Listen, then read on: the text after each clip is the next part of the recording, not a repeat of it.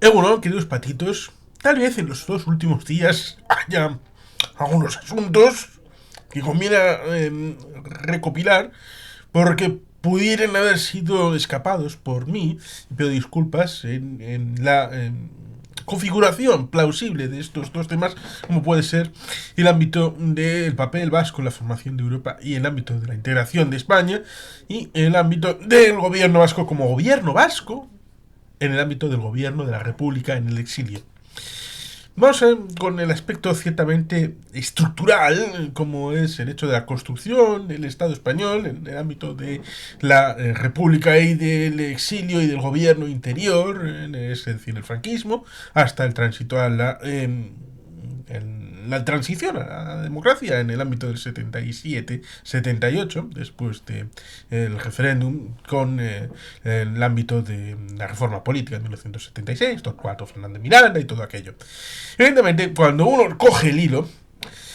debe de tener en cuenta lo que se suele hablar respecto a la idea de que Franco lo que tenían claro era lo que iba a venir después. Estaba clarísimo que iba a haber una república o una monarquía. Él quería una república, no, quería una monarquía, porque sabía perfectamente lo que había sucedido en las dos repúblicas españolas por la experiencia concreta, porque república es un modelo que aparentemente tiene el predicamento en el mundo, como puede ser Francia, Alemania, Estados Unidos. Hay muchas repúblicas y hay muchas monarquías, algunas funcionan y otras no. ¿Qué pasa? Pues que evidentemente la Segunda República fue disfuncional porque las partes no llegaron a un acuerdo de lo que era común en el marco general del Estado español. Los proyectos compartidos de las partes tensionadas eran mínimos y por tanto la vida en comunidad interna se hacía bastante dentro del ámbito de la propia percepción ideológica, identitaria y partidaria. Por tanto, la derecha tenía una forma de ver y sentir España y la izquierda tenía una forma de ver y sentir España. Y cada cual lo hacía en su ámbito concreto. Y esto, que tensionaba aquello que ya estaba tensionado a partir de la época inicial de, hemos citado 1909, hemos citado 1917, pues evidentemente fue creciendo con la situación de la dictadura de Primo de Rivera. Y evidentemente esto significa que se congelan algunas tensiones con el momento que una dictadura genera esos espacios de oposición, a pesar de que, como todo el mundo debería conocer, ya hemos comentado, el Partido Socialista y UGT tuvieron una actitud más o menos benévola y beneficiosa para sus proyectos políticos a la salida de la dictadura de Primo de Rivera. La Segunda República, por lo tanto, fue un eje en donde se establece esa dialéctica de la dictadura aparente de las izquierdas en el gobierno del 31-33, que curiosamente está dominado por republicanos de derechas. Pero estos republicanos de derechas están opuestos a lo que luego sería el Rux o la CEDA, que serán los que gobiernen en el llamado bienio negro. Ya la propia calificación establece una idea. Lo mismo que la década ominosa, habla de 1900... no es de 1900, de 1823-1833. La década ominosa después del trienio liberal. En 1933-35 tenemos ese bienio negro de los gobiernos de derechas. El último de el señor Chaprapieta, antes de Portela Valladares, como lo hemos comentado en la reflexión a propósito de las memorias del señor Chaprapieta en este canal. Para que se vea que hacemos cosas diversas e integradoras. Siempre desde el punto de vista propio, pero tratando de amalgamar los puntos de vista de todo el mundo, a poder ser. Evidentemente, la integración de España fue complicada, sobre todo teniendo en cuenta el libro que lo comentamos acerca de la memoria oculta del PSOE en la Guerra Civil de Alfredo Semprún, que está justo ahí arriba y que está referenciado en este canal y que habla de la idea de que las dos partes querían un sorpaso a la otra, entendiendo como en la juzgada de 1932 había habido un intento de derechas, en el ámbito de 1934 hubo un intento de golpe de mano a través de las izquierdas y la confrontación confrontación final sería en 1936, cosa que predijo el señor Zapapieta, y precisamente después de la situación bélica, en la propia situación bélica, el señor Zapapieta reivindicó su visión de que habían intentado descarrilar a la República por la derecha, por la izquierda, y al final acabaron llevando el asunto a una guerra civil. Evidentemente, es difícil ver cualquier situación respecto al exilio, debido a que, como decíamos ayer, precisamente, la República se desdibuja y se desaparece de facto a algo fantasmagórico que queda de fondo más allá de la presencia de los vascos en el ámbito del gobierno vasco como institución única, estructurada y funcional en el ámbito del campo de los derrotados en la guerra civil. Eso significa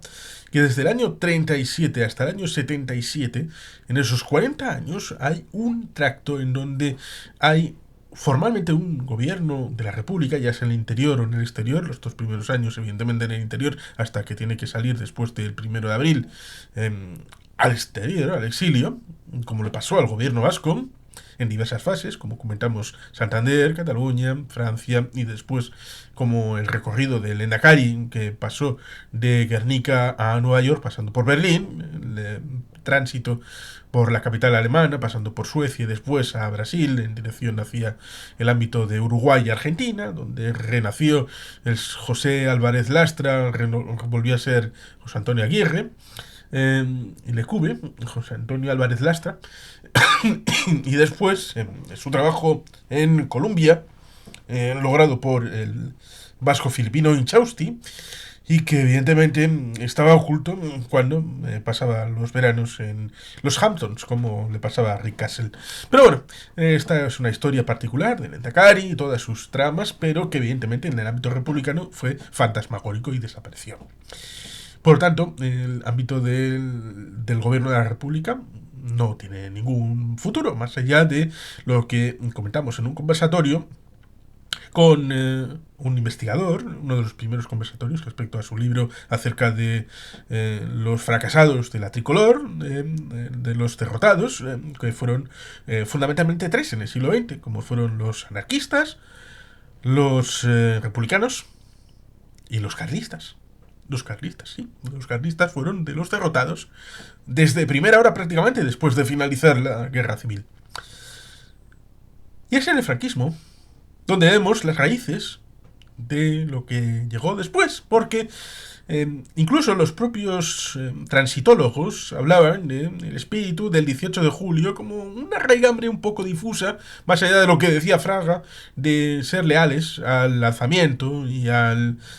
ese momento fundacional del nuevo Estado, que por eso se llama Estado, porque no se querían mojar ni en que fuera república o fuera reino. Eran muy cucos, lo mismo que le pasó a los marxistas a través de los bolcheviques cuando hablaban en el soviet de Petrogrado de todo el poder para los soviets. Pero no se referían a todo el poder por los soviets en etéreo, sino se referían a todo el poder en los soviets para los bolcheviques. Por supuesto que sí. Y por tanto ahí tenemos una diferencia fundamental. Franco sabía perfectamente que cuando en 1959 se quita la cartilla de racionamiento, cuando en el año 59 hay que hacer unos planes de ajuste especial porque no hay crudo para una semana o dos, cuando hay que llegar a unos acuerdos con los organismos internacionales de crédito, como es el Banco Mundial, que cambiará su filosofía intercambiada con el Banco Mundial y el FMI en el 1974, en la reunión de Jamaica,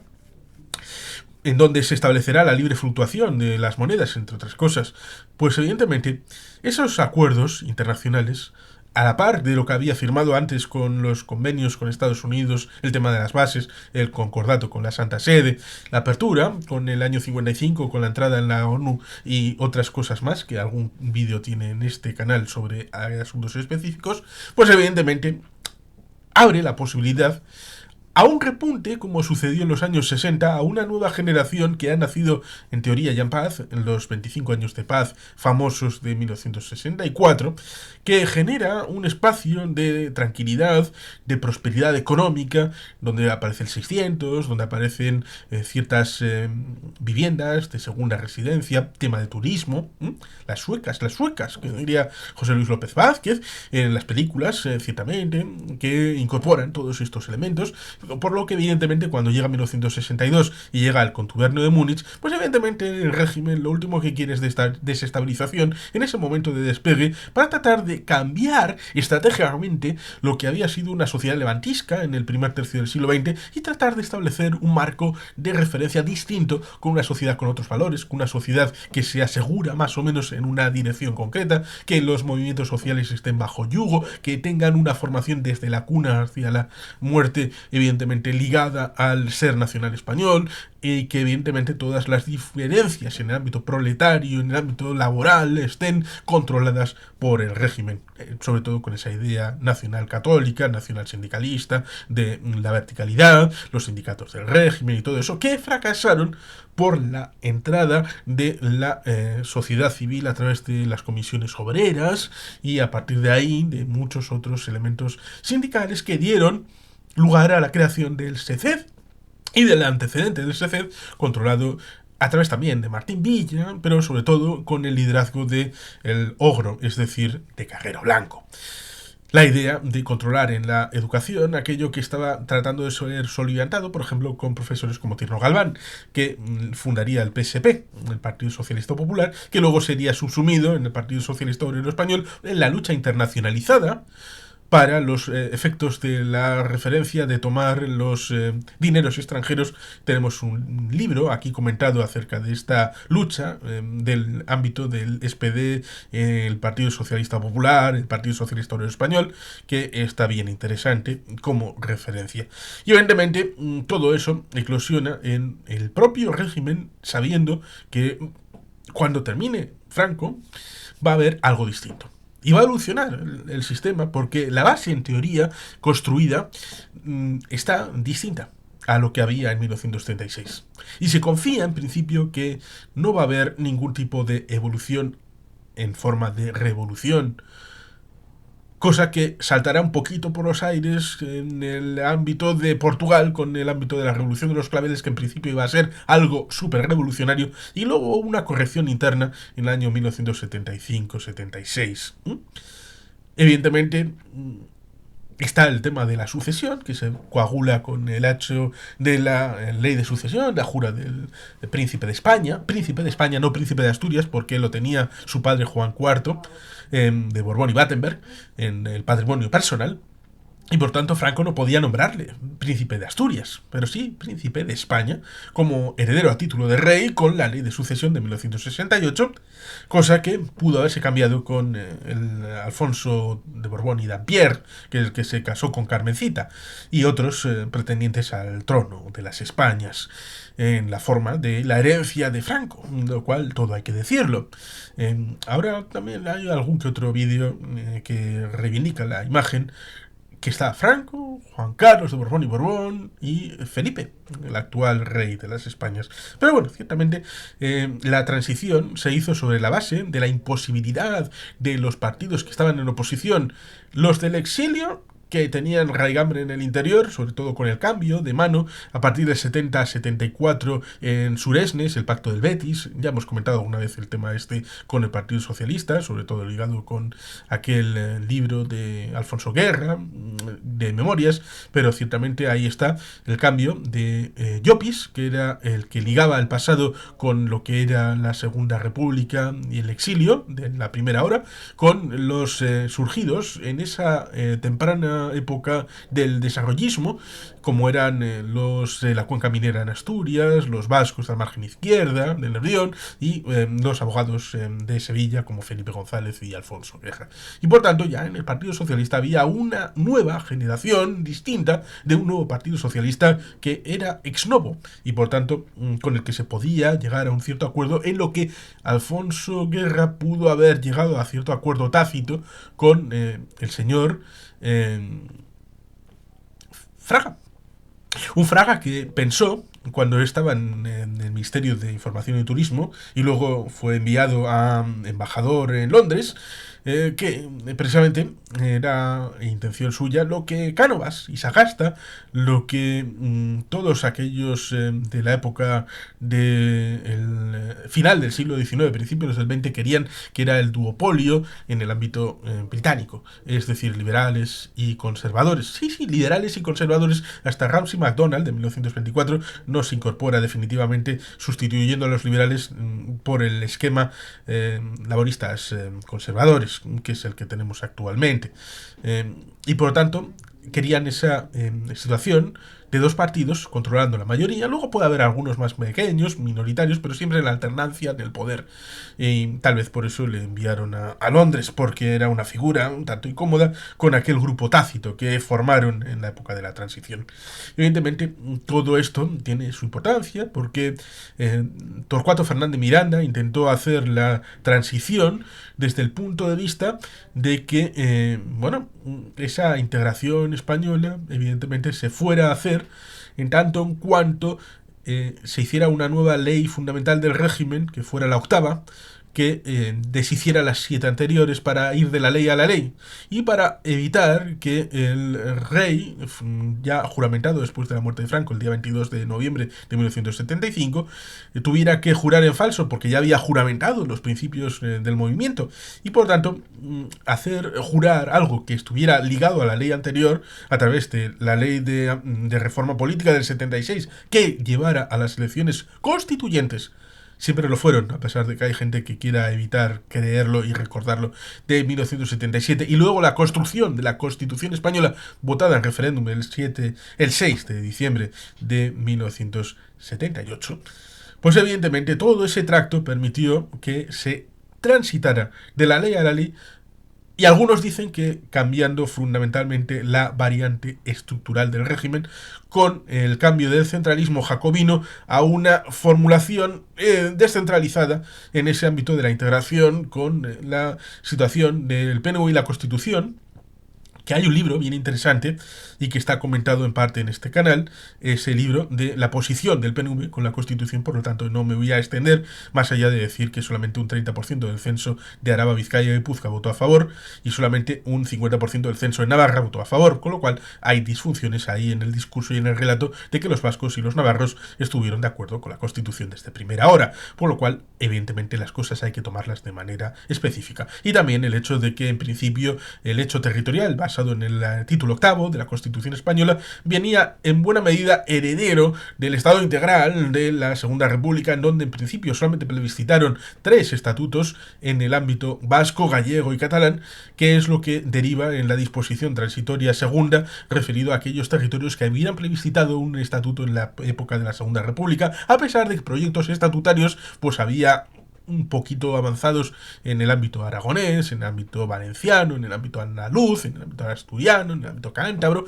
empezaron a generar un espacio para tener un estatuto. Incluso en el ámbito riojano lucharon varias tendencias. Una para incorporarse al ámbito vasco, cuando Navarra quitó su membresía, después del supuesto no de 1932, es decir, ¿se van los navarros? Pues bueno, los riojanos entran en sustitución. Es decir, que hubo un cierto intento de La Rioja, algo que se intentó posteriormente en la época de la transición en el marco de las posibilidades de un marco compartido de La Rioja con los vasco-navarros o bien con los castellanos o bien sola, cosa que evidentemente, como todo el mundo sabe, acabaron decidiendo una autonomía solamente de los riojanos. Pero evidentemente todas estas cosas tienen su funcionalidad en el momento en el que les tocan y que evidentemente tiene que ver con esa integración, el hecho de la diferencia, el café para todos, la situación de nacionalidades y regiones del artículo 2 de la Constitución española, y evidentemente todo esto tiene que ver con la proyección internacional y el hecho de que el gobierno de facto de la República Española, que enlaza en el periodo del 36 con el periodo del 77-79 en virtud y puridad, es el gobierno vasco. Es el gobierno vasco el único que tiene legitimidad directa porque evidentemente los vaivenes del gobierno catalán con la situación derivada de Tarradellas que hemos citado de que entra con un pacto con Suárez para destituir al presidente de la Diputación de Barcelona, que era el señor Samaranch, diputación franquista, para entregarle la presidencia de la Diputación de Barcelona al señor Tarradellas y a partir de ahí dar cuerpo al aterrizaje de la Generalitat de Cataluña, que había tenido discontinuidades, dicho diplomáticamente, en el ámbito exterior. Pues evidentemente eso significa que, como digo, la legitimidad de la República es legada en fundamentalidad a ese gobierno vasco que tiene hilo directo y conducta respecto al Lehendakari Sarra con el Lehendakari Aguirre, y evidentemente la entrega en diciembre en San Mamés de esa legitimidad en un acto multitudinario después de la aprobación de la Ley 3/1979, como es el Estatuto Vasco, pues evidentemente eso tiene su significación y su importancia en un país como es el Estado español, que tiene dificultades para reconocerse plural, para reconocerse integrador, y que evidentemente el franquismo luchó contra cualquier movimiento que pudiera tensionar y incluso hasta el punto de que la combinación de colores blanco, verde y rojo estaba perseguido, y sobre todo cuando estos se combinaban en algunas telas y evidentemente en las antiguamente conocidas como festividades folclóricas, es decir, los juegos florales, es decir, el ámbito folclórico del territorio vasco, que evidentemente se hacía cada cierto tiempo, pero que a veces canalizaba parte de las aspiraciones que habían sido soterradas, y hay algunas obras literarias, como por ejemplo el tránsito cultural al Lehendakari Ardanza en su obra de Memorias Pasión por Euskadi. Por supuesto, otras que mejor no citar porque son muchas y abundantes, pues ciertamente. Por ejemplo, también lo comenta Pedro Luis Ugarte Santa Marina, como su padre le contó o le dejó de contar. Este estuvo en el exilio interior, pero tuvo que salir los progenitores. Evidentemente hay exilio interior y exilio exterior, y evidentemente hubo ese intento de salto generacional, la doctrina de la letra con sangre entra, las escuelas nacionalcatólicas, el tema del himno, de la propaganda, que no funcionó. Por lo tanto, a cualquiera que intente obligar a las generaciones nuevas a adoctrinar, debe de aprender que durante 40 años el franquismo no fue capaz de impregnar a la totalidad de la sociedad un espíritu nacional católico, a pesar de que hubo a una franja de población a la que sí le imbuyó todo este espíritu. Y por lo tanto, estos dos elementos creo que más o menos han quedado sucintamente explicados, referidos al hecho de la integración vasca en el ámbito español, debido a todas estas circunstancias en que el hilo fundamental que se suele contar es el hecho de la construcción del Estado desde el Estado, y suelen evitar poner esos hilos de la territorialidad de la Segunda República, el hecho del exilio exterior e interior de los dirigentes y de las estructuras institucionales, y evidentemente la recuperación, por ejemplo, del sistema de concierto en el año 80-81, la recuperación del estatuto y de la vertebración del hecho territorial nacional vasco en base al artículo 2 de la Constitución Española de Nacionalidades y Regiones, y todo ese bagaje con elementos de tránsito en donde lo que había sido la República desapareció por completo, ya desde muy comienzo, y solamente el ámbito vasco fue el que mantuvo ese legado, siquiera no por voluntad propia, sino por el hecho de ser el único elemento ligado a la legalidad republicana vigente y viable durante todos esos años de exilio. Y por lo tanto, evidentemente, la reivindicación nacional vasca todavía merece que se estructure en algunos libros de memoria acerca de lo que hizo el PNV, lo que hizo el gobierno vasco en el ámbito del exilio, y se socialice esa idea de que siempre estuvo presente, por más de que hubo gente que quisieron adoptar visiones todavía más radicales, más inmediatas, un poco suicidas, de seppuku social, para tratar de captar el interés de cierto grupo social, cosa que evidentemente era un riesgo para el mañana, a pesar de ser pan para hoy, pero hambre para mañana. Y hay gente que tiene las miradas largas, como suele ser habitual en el Partido Nacionalista Vasco, para tener esta mirada larga de lo que puede beneficiar en el tracto más amplio, lo que decía Brodel, longue durée, la idea de la construcción nacional permanente,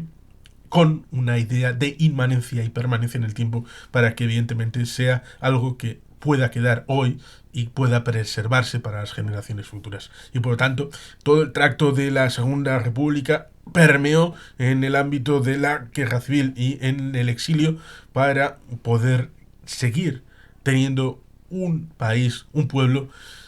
como lo hemos heredado de nuestros mayores, a través de todo ese esfuerzo de personas concretas a través de instituciones vascas para poder continuar desde el hecho de ser gobierno vasco como gobierno de la República en el exilio y el papel de cada cual en la integración de esa España que transitó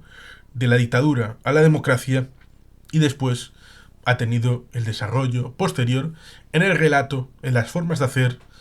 que otro vídeo puede contar o no, o tal vez ya lo hemos contado a lo largo de algún que otro vídeo. Y bueno, lo dejamos aquí como elemento complementario de los vídeos anteriores citados de ayer y anteayer, y por tanto aquí lo dejamos, queridos patitos. Y sin más, eskerrik asko, agur berbat, beti gel bien.